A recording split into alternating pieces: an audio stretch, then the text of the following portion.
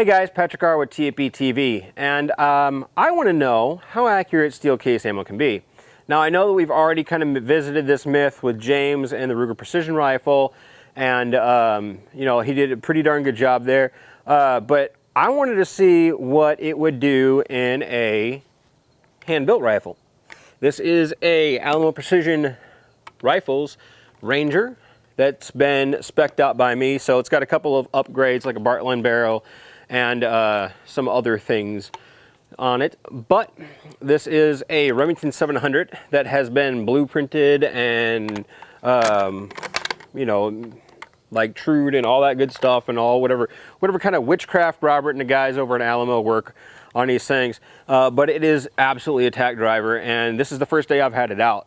So we're going to be doing barrel break-in as it is, and we're going to be shooting the test at the same time. I'm just going to try to keep the barrel temps down. Anyhow, so to just give you a baseline as to what the rifle is, we have a 24-inch 1-in-7 twist Bartlein barrel on this thing inside of a Grayboe stock with a trued Remington 700 action that's been trued by Robert at Alamo Precision Rifles. They did some spiral fluting on the bolts and put a tactical bolt handle on there to make getting the old case out and the new one in nice and easy. We've got a HD Mark II Bushnell with the H59 reticle in here, and then sitting inside of a Spur SP4011 mount. And I don't remember if I said it's got a Grayboe stock that's been painted by their Cerakote guy over there, which he did a phenomenal job. This started out as a green Grayboe stock, and he did a kind of woodland ambush pattern on there that I asked him to do, which turned out pretty cool.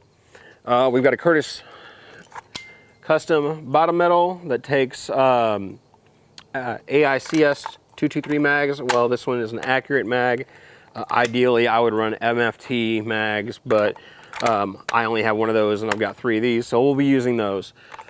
And then it's got a Harris BRMS in the wrong position. I mounted it further back because the benches out here are a little bit on the short side. So let's get to it. Let's put a bunch of ammo through this new rifle and see how each ammo performs. I've got a feeling that the 77 grain is probably gonna perform the best in this, it being a 1.7 twist. It really is set up for the really, really heavy stuff, but we'll see. All right guys, so I know that James already kind of tested this myth, but I feel like maybe the use of match ammo in the steel case might give a slightly better result. So I've got Hornady steel match here, and this has a 75 grain boat tail hollow point bullet. And then my Remington 700 here was built by Alamo Precision Rifles in Hurst, Texas. And it's got a Bartlein 24-inch 1-7 twist 223 Remington barrel with a sound brake on the end. And it should be pretty darn accurate with this Bushnell HD Mark II on top. So let's get after it. And I'm not going to be trying to control the recoil too much. I'm just going to be focused on getting good groups.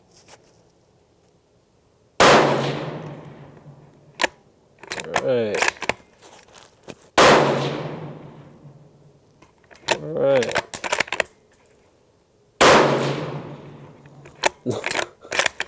Okay. Okay, so I'm going to tell you right now, that is a sub MOA group with steel case ammo. So just to see how well it shoots with brass case ammo, I've got some Sig. This is Sig 77 grain open tip match. So we'll see how that shoots just to compare things. 1, 2, 3, 4, and 5. So not a bad little group there.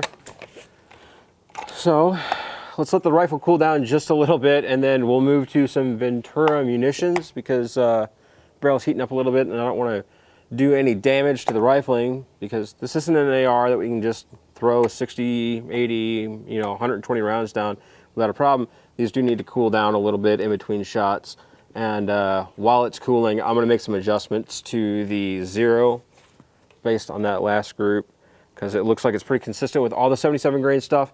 And then we'll get right back to the shooting with 5-shot groups of Ventura Munitions and then 5-shot groups of this Hornady 75 grain brass case, which uses the same bullet as the steel match.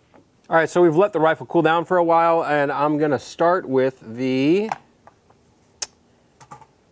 looks like it's gonna be the Ventura Munitions 77 grain open tip match, and this is the Ventura Tactical stuff.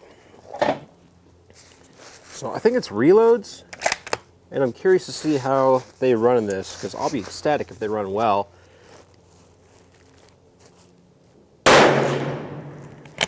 Got 1, 2, nice.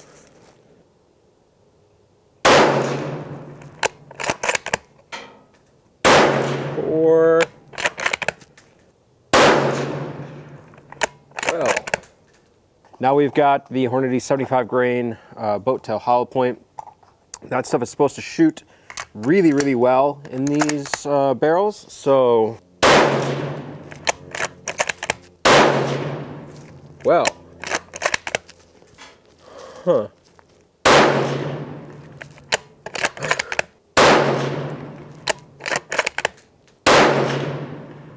All right.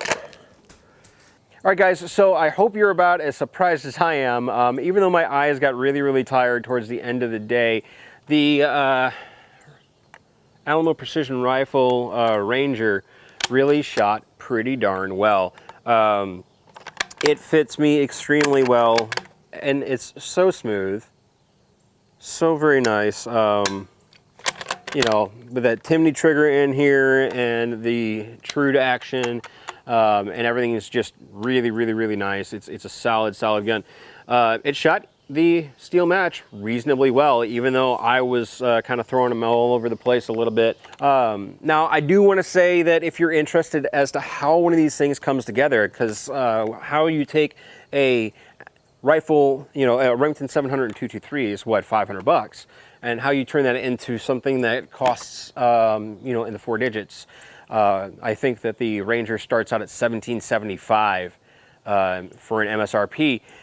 This one in particular is in the $2,000 area, you know, and this was a long time coming. This is something I've been wanting for a really long time, and I've been saving my pennies and dimes because it's something that really, really will make me a much better shooter. I'll be able to shoot a whole lot more with 223 and get the same practice for my precision rifle or whatever I might be getting in for T&E.